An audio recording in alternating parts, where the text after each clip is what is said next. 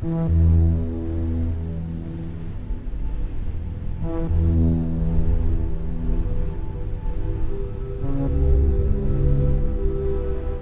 fellas, me Trapper here. In the past I've done a few videos on catfish trapping and catfish traps, and one of the more popular videos that I did was on my catfish pipe trap, where I took a piece of PVC pipe and basically stuck a catfish trap throat down in it and made a trap out of it. Got a lot of views and generated a lot of interest, but one thing that people have asked about repeatedly is the trap throats. Where do you buy them? I've put suppliers out there. You can get them from Memphis Net and Twine. You can get them from Fishnet Co. down in Louisiana. And basically they're just real simple plastic trap throats. They're very cheap, very flexible, but they cost $7 or $8 a piece. And then you have to pay shipping. And so a lot of people have asked, do I make my own trap throats? And yes, I do.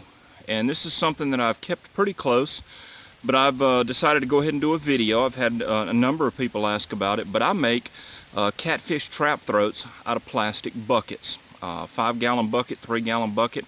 Just depends on what size throat that you want, and that's what bucket you use. In fact, as you can see behind me here, I make an entire catfish trap out of 5-gallon buckets. I make the throat, the body of the trap, everything out of plastic buckets, and it works pretty good. I mean, it's not...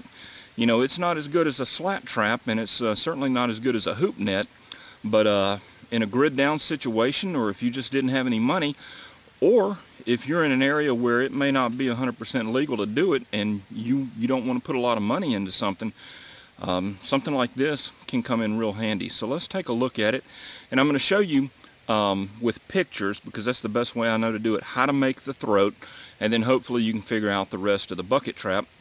And if you can't, and there's enough interest, then I'll probably do a follow-up video on that. But let's take a look, and I'll show you what the trap looks like, and then I'm going to show you step by step how to make the throat, which is the important part. Now this is my completed trap here.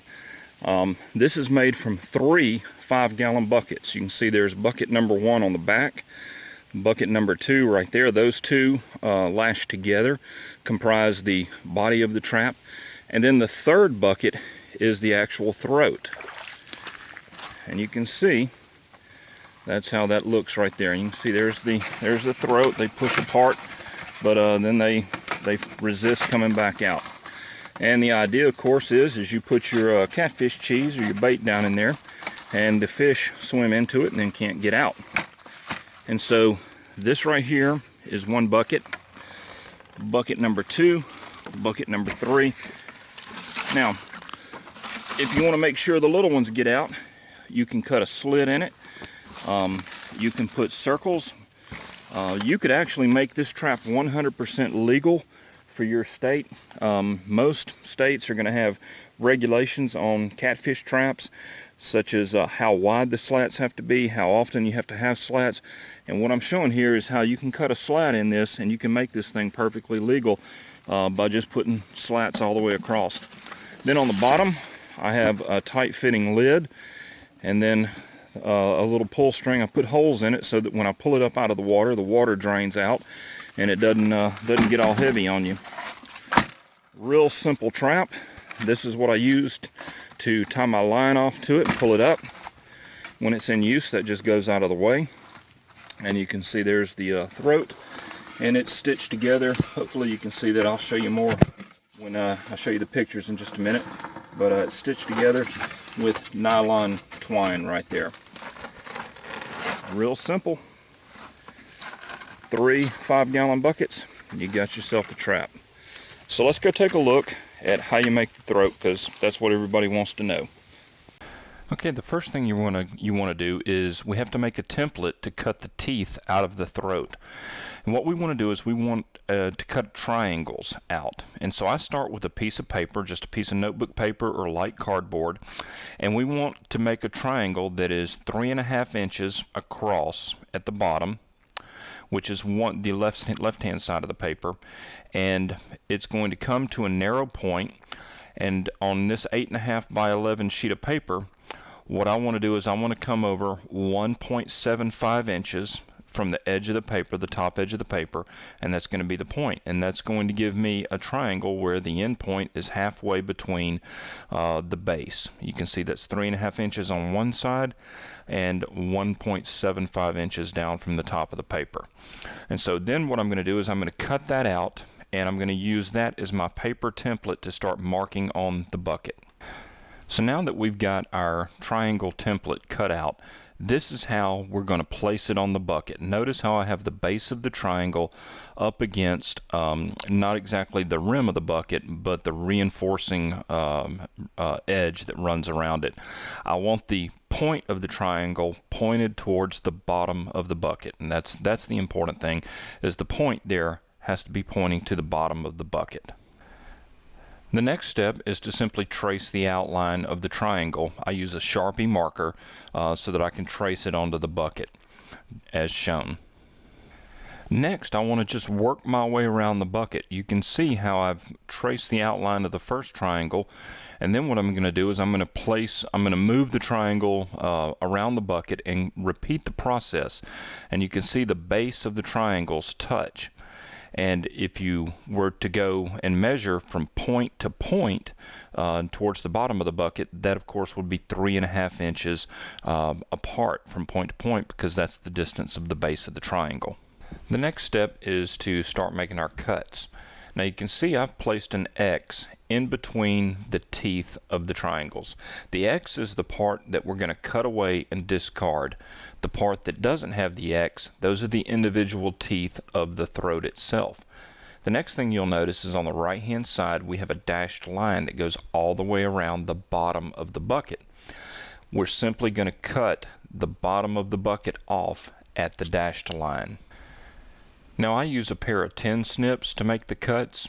You can use anything you want, but I found that 10 snips will cut right through the plastic on these buckets, no problem. And you can see here I've gone ahead and cut the bottom of the bucket out, and those portions with the X on them, that's where we're going to cut and discard those. Now here's the end result of our cuts. Take a good look at this. This is what you want to end up with. This is what I call the crown, because if you were to put this on top of your head with the point sticking up, it'd look like you were wearing a king's crown. So this is what the crown should look like when you're done. And here's a view of the crown looking from the top of the bucket down. As you can see, it'll stand up on the points just like this. Now that we've got our crown cut, what we have to do is we have to now weave this down, thread this down with some nylon cord so that we have an actual catfish trap throat instead of a crown. Now what we're going to have to do is we're going to have to poke 2 holes in every triangle. And you can see I've taken a Sharpie just to give myself a guide, and I put a hole on each side. Now I like to make my holes about halfway down the length of the triangle. You need to play with this just a little bit because it's going to depend on the stiffness of your plastic and the size bucket that you used. Basically, the farther down towards the point of the crown that you poke your holes, the smaller the opening of your throat is going to be. And therefore the smaller the fish that is going to be that's going to be allowed through is. However, if you move that those 2 holes back up, it's going to allow for a bigger fish to push through, but it's going to be easier for the fish to get back out. So you just sort of have to play with this a little bit and experiment. That's the best advice I can give you, because buckets are made with different plastics, different thicknesses, you may have buckets that are brand new versus buckets that are old, and you may be targeting smaller fish or bigger fish. So just play with the location of these 2 holes. Now to actually do the stitching, what I like to use is some very small diameter nylon cord. This is something that I buy by the pound.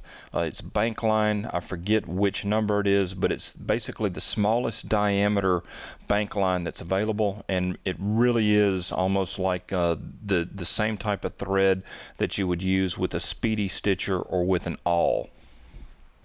Now the single most important point is that you can't just weave the cord through the holes. You can't just go in and out and in and out and in and out. It has to be tied off in a little granny knot after passing through each hole. So if you look at the hole on the right, you can see it's got a little knot in it. This is important because we're going to pull the throats down, tie it off, pull a throat down, tie it off, pull a throat down, and tie it off. If you just weave it through and then try and pull them all down, they're not going to pull down evenly. Now here you can see that it's actually starting to look like a catfish throat instead of a crown. You can see how I've pulled one, then the second, and then the third down, and they all remain down because I'm tying them off as I go. That's extremely important. Now here you can see after I've gone all the way around and tied them all down. Now pay attention to how far back this cord is and how open that throat is. And then think, if you moved that cord, if you moved the lacing farther down towards the points, how that's going to tighten it up. So that's why I say you're probably going to have to play with this. And on my first couple of traps, like these pictures are from, I ended up with the cord way too far back and I had to move it down towards the tips a lot more. It doesn't bother anything if you do that. You can always poke new holes and move the lacing. It's not going to weaken the trap. It's not going to weaken the throats whatsoever. So if you're not happy with it, the way it comes out the first time, just poke new holes and try it in a second location or a third location until you get your template down the way you like it. Now here's a good look at my finished trap, and this is what you're shooting for. Something where the lacing is about halfway down, and you can see that that's going to allow a fairly good size, eaten size catfish to get through that, but it's going to provide enough stiffness to not let him get out. And so I'm sorry I don't have exact measurements for you, but you just sort of have to play with it, get your template down until you feel good and you feel happy with it. But this right here is about what I like to do, and you can see it's very, very literally about halfway down the throat is where I do my lacing. And pay attention to try and keeping the lacing even so that the fingers of the throat are even. Once you get it to this point, you can even go down to the tip and you can cut yourself a bigger hole if you wish, or you can trim it up to where it's a nice clean hole.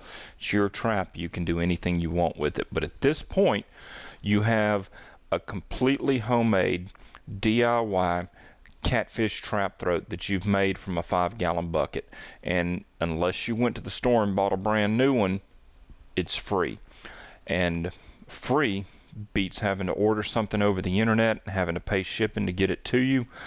And especially if we go into a situation where they turn the internet off or we're in a grid down situation, now all you need is a pair of scissors or a knife, a 5-gallon bucket, and some cord, and you can make yourself a catfish trap throat. Well, I hope that was thought-provoking and useful. Remember to always abide by all of the King's laws. You don't want to catch a fish the wrong way. You only want to catch a fish the right way. It makes a big difference, you know. But the idea being, you don't have to have a lot of money or buy a lot of expensive gear. You can improvise out of materials at hand. Use what you've got. Just put a little brain power into it, and you can do what you need to do. So anyway, thanks for watching, and hope everyone has a good trapping season. As you can see, it's blistering cold here in November in Alabama. Just doesn't feel like trapping season, but you know what, it is. So I got to go get some steel on the ground. Y'all take it easy, and we'll see you next time.